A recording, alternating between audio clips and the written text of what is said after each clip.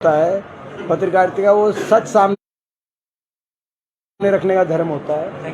तो जो शिक्षा मंत्री ने जिस प्रकार से लोगों को, जो बीजेपी की आदत है बहुत पुरानी कि भाई हमने बड़ौदा में ये कर दिया वो कर दिया, उसके पोल खोलने का काम आपने किया है। तो ये निर्भीक होकर आपने सच्चाई सामने रखी है। आप जैसे लोगों से पत्रकारिता को भी मैं समझता हूँ कि साख मिलती है, जो आज के दिन जिस पे कई बार प्रश्न उठते हैं। हम स्वागत करते हैं बहुत बहुत। मैं भी स्पेशली इसलिए आया हूँ कि भाई राज सिंह अग्रवाल जी और हमारे भाई नरेंद्र जी ये, और जो है भागीरथ नंबरदार जी भी जो है शायद वो निकल गए, जो तो आज ये हम हमारे साथ कांग्रेस पार्टी में शामिल हुए हैं और इनके आने से बहुत मजबूती मिलेगी। राज सिंह जी का नाम पूरे हरियाणा के अंदर कौन नहीं जानता। इनकी अपनी एक साख है, इनकी अपनी एक पहचान है और इनकी अपनी एक तपस्या है। तो आज नरेंद्र जी ज्वाइनिंग तो मेरे ख्याल हो चुकी होगी, जैसे हो चुकी है, वो अच्छा नहीं लग रहा। हाँ, वो तो हो गई। तो हम तो अपना, इनकी अपनी एक साख है, इनकी अपनी एक पहचान है, तो इनको कोई नहीं कौन नहीं जानता। और नरेंद्र भी एक नौजवान के रूप में, इन्होंने जिला पार्षद के रूप में और एक लंबे समय इनेलो में एक सबसे प्रमुख युवा नेता के रूप में अपनी एक पहचान बनाई है। आज इनेलो में युवा नेताओं में प्रथम श्रेणी में इनकी गिनती है प्रदेश में। तो ऐसे में ये पूरी टीम जो आज आई है, राज सिंह जी और नरेंद्र जी, उनके आने से हमें बहुत मजबूती मिलेगी। आदमपुर चुनाव में बड़ी मजबूती मिलेगी क्योंकि यहाँ ये भी इनकी कर्मभूमि रही है। और साथ में भागीरथ नंबरदार जी जो हमारे हल्का के बहुत 25 साल तक इनेलो के प्रधान रहे, आदमपुर के बालसमंद गांव से पूर्व जिला पार्षद भी रहे, वो भी आज जो है शामिल हुए कांग्रेस परिवार में। तो कांग्रेस परिवार के सदस्य के रूप में और कांग्रेस वर्किंग कमेटी के एक मेंबर, कांग्रेस की जो हमारी कार्य समिति है उसके एक सदस्य के रूप में मैं बहुत बहुत आपका स्वागत करता हूँ। आदमपुर चुनाव कैसा चल रहा है और क्या मुद्दे जो है आपको नजर आ रहे हैं? आदमपुर चुनाव का मुद्दा है बदलाव। आदमपुर का चुनाव का मुद्दा है वोट की चोट से इस सरकार को झटका देना। वोट की चोट से एक ऐसे विधायक को झटका देना जो गैर हाजिर रहते हैं, विधानसभा में गैर हाजिर रहते हैं, अपनी विधानसभा क्षेत्र में गैर हाजिर रहते हैं, जब सांसद थे तो संसद में गैर हाजिर रहे, और जो केवल अपने राजनीतिक स्वार्थ से फैसले लेते हैं, लोगों के जो है मान सम्मान की वजह से कोई निर्णय नहीं लेते। जिस तरह से पार्टियां बदलते हैं, शायद वो कुलदीप बिश्नोई जी आज स्वयं ये कहने में असमर्थ है कि कौन सी पार्टी अच्छी है, क्योंकि 3 महीने पहले तक उनको कांग्रेस अच्छी दिखती थी, उसके 4 साल पहले तक उनको भाजपा अच्छी दिखती थी, उसके 4 साल और पीछे चला जाओ तो पहले दोबारा कांग्रेस की अच्छी दिखती थी। तो ये हर सीज़न के साथ ये अपने राजनीतिक स्वार्थ को सिद्ध करने के लिए पार्टियां तो बदली इन्होंने, लेकिन लोगों का क्या फ़ायदा हुआ? आज आदमपुर की बदहाली के लिए कौन जिम्मेदार है? लोग ये सवाल पूछ रहे हैं। क्या खट्टर सरकार जिम्मेदार है? बीजेपी जेजेपी की वो भी जिम्मेदार है, क्योंकि खट्टर सरकार ने हरियाणा का ही भट्टा बिठा दिया, हरियाणा को विकास की पटरी से उतार दिया, बेरोजगारी में देश में नंबर 1 बनाने का काम किया। आज क्या कुलदीप बिश्नोई जी जिम्मेदार हैं? वो भी जिम्मेदार है, दोनों जिम्मेदार हैं। और इसीलिए दोनों को वोट की चोट से बदलाव का फैसला आदमपुर की जनता करेगी। कांग्रेस पार्टी के पक्ष में हमारे उम्मीदवार जयप्रकाश जी को जिताने का यहाँ से लोग काम करेंगे। हाँ जी, बड़ौदा और इलाहाबाद उपचुनाव से कैसे अलग है? देख, बड़ौदा में हमने भाजपा जजपा सरकार को, खट्टर सरकार को बड़ौदा में हमने ट्रेलर दिखाया था।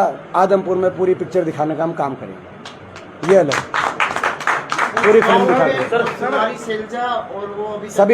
सभी लोग कांग्रेस के सभी कार्यकर्ता, शीर्ष नेताओं से लेकर सभी कार्यकर्ता एकजुटता से चुनाव लड़ रहे हैं और सब अपने कार्यक्रम अनुसार और जिस रूप में भी जो इसमें समर्थन कर सकते हैं और अपना प्रयास कर सकते हैं, सभी प्रयास कर रहे हैं। A to Z एक भी कोई कांग्रेस का ऐसा कोई नेता या कोई कार्यकर्ता ऐसा नहीं है जिनका साथ और समर्थन हमें ना मिल रहा। देखिए, ये हमारे संविधान में प्रावधान होता है, ये संविधान में प्रावधान होता है कि जो CWC के स्पेशल इन्वाइटी, मैं स्पेशल इन्वाइटी था, अजय कुमार लल्लू जी भी स्पेशल इन्वाइटी थे, जो हमारे यूथ कांग्रेस के अध्यक्ष हैं श्रीनिवास जी, वो भी स्पेशल इन्वाइटी थे, और जो NSUI के नीरज कुंदन जी, तो जो भी स्पेशल इन्वाइटी हैं वो नहीं रहते। कॉन्स्टिट्यूशन के अनुसार जो CWC के परमानेंट जो मेंबर्स होते हैं, परमानेंट इन्वाइटीज होते हैं, उन्हीं की स्टीयरिंग कमेटी बन जाती है जब तक नई CWC का गठन ना हो, जो चयनित की जाती है, और जिसमें कुछ पद चयनित होते हैं और कुछ नॉमिनेटेड होते हैं। तो ये हमारे संविधानिक अनुसार ये चल रही है। हम स्पेशल इन्वाइटी थे, तो उसमें कोई दीपेंद्र जी, खास बात। भव्य बिश्नोई ने मैनिफेस्टो जारी किया है अपना हिंदू का। भव्य बिश्नोई जी ने लोकसभा मैनिफेस्टो जो है जारी किया था, लेकिन उसके बाद लोकसभा चुनाव के बाद उनका जो लोगों के बीच में जो रहने की उनकी एक बात होनी चाहिए थी, वो नहीं आई। और कुलदीप बिश्नोई जी का क्या मैनिफेस्टो, असली कहानी तो वो है, क्योंकि कुलदीप बिश्नोई जी ही एक तरीके से प्रत्याशी हम उनको मानते हैं। उनका क्या कार्यशैली रही उनकी, वो किसी को बताने की जरूरत नहीं। भाजपा का नारा था कि काला धन विदेशों से लाएंगे, 15-15 लाख सबके बाटे आएंगे। 15 लाख तो खैर बाटे किसी के आए ना आए, लेकिन वो उस बात में दम था, मगर हमने समझने में गलती कर दी। काला धन विदेशों से नहीं लाएंगे, जिनका विदेशों में काला धन पकड़ा जाएगा उनको बीजेपी में लाएंगे। ये आप समझ गए तो ये कहानी सबको पता है, बीजेपी में क्यों गए हैं सबको पता है।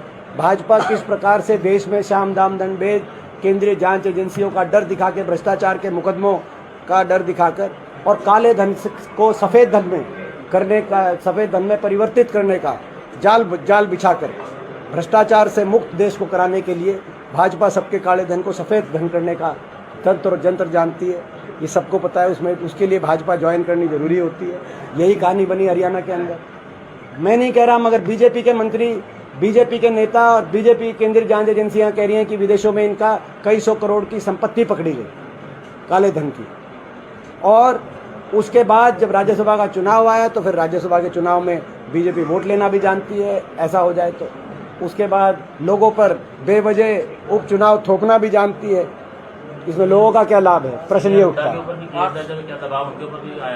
सीनियर हुड्डा के ऊपर केस है तो क्या दबाव है? नहीं, क्योंकि झूठे मुकदमे में एक पैसे का भी हुड्डा साहब पे या हमारे परिवार पे एक पैसे का भी कोई इस प्रकार का कोई मुकदमा जो राजनीतिक मुकदमे बने, झूठे मुकदमे बने, और हमने उनकी पूरी लड़ाई लड़ी और आज आपके सामने। वो भी एक कोशिश थी इसी प्रकार से।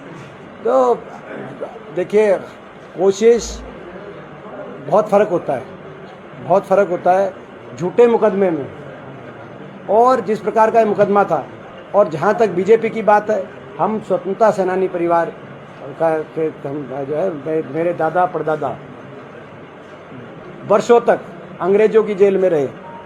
अंग्रेज उनको नहीं डरा पाए, उनको पे दबाव नहीं बना पाए वर्षों तक।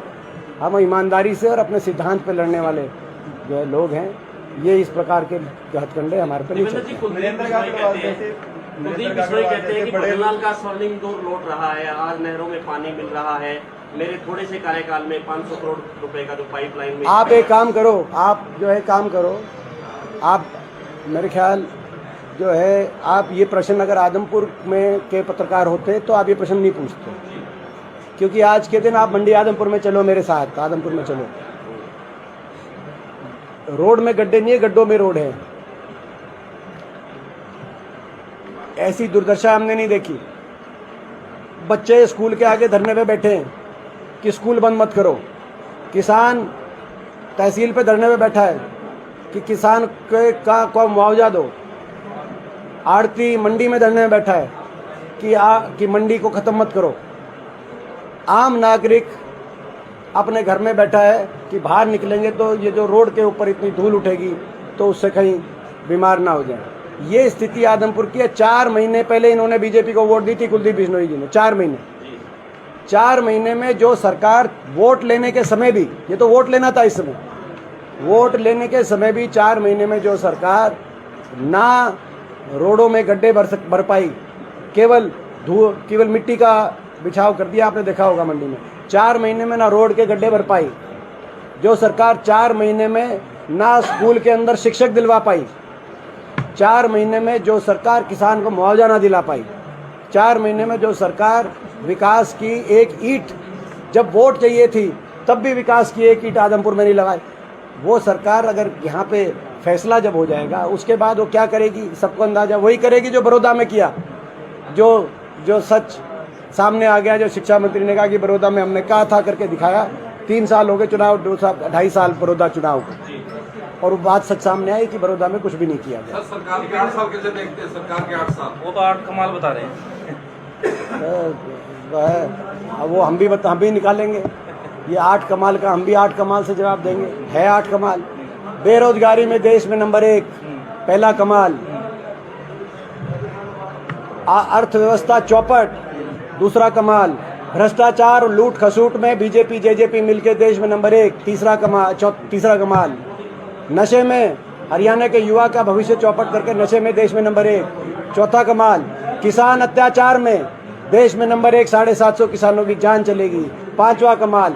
गरीब कल्याण की सारी योजनाओं बंद करने में 100 गज के प्लॉट से लेकर गरीब के वजीफा से लेकर मनरेगा से लेकर राशन डिपो के ऊपर चीनी दाल तेल बंद करने में देश में नंबर 1। कितने हो गए भाई? ये तो हमें तो बढ़ाने पड़ेंगे, महंगाई में देश में नंबर 1, 8वां कमाल। सबसे महंगा जो है बिजली बिल, सबसे महंगा डीजल पेट्रोल, सबसे ज्यादा वैट कहाँ? हरियाणा के अंदर। आइए, ये तो 8 हो गए, 8 का जवाब दे दिया। घोटाले बोल दिए जी, भ्रष्टाचार में घोटालों में देश में नंबर 1, वो भी आ गया। अपराध में और कानून व्यवस्था की विफलता में देश में नंबर 1, 9वां कमाल।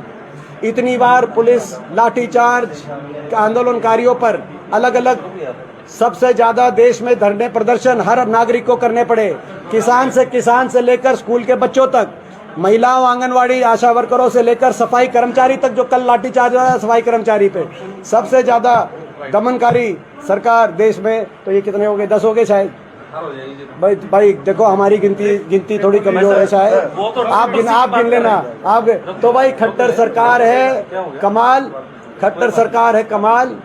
और भाई कई लोग हो गए मालामाल, और जो लोग हो गए मालामाल उनको सरकार में जो है दोबारा जो है उन्होंने, चाहे वो जेजेपी हो चाहे वो कुलदीप बिश्नोई जी हो, सारे आगे सरकार में। ये है हरियाणा का हाल। Thank you. आपको क्या लगता है कि सरकारी मशीनरी का दुरुपयोग हो सकता है?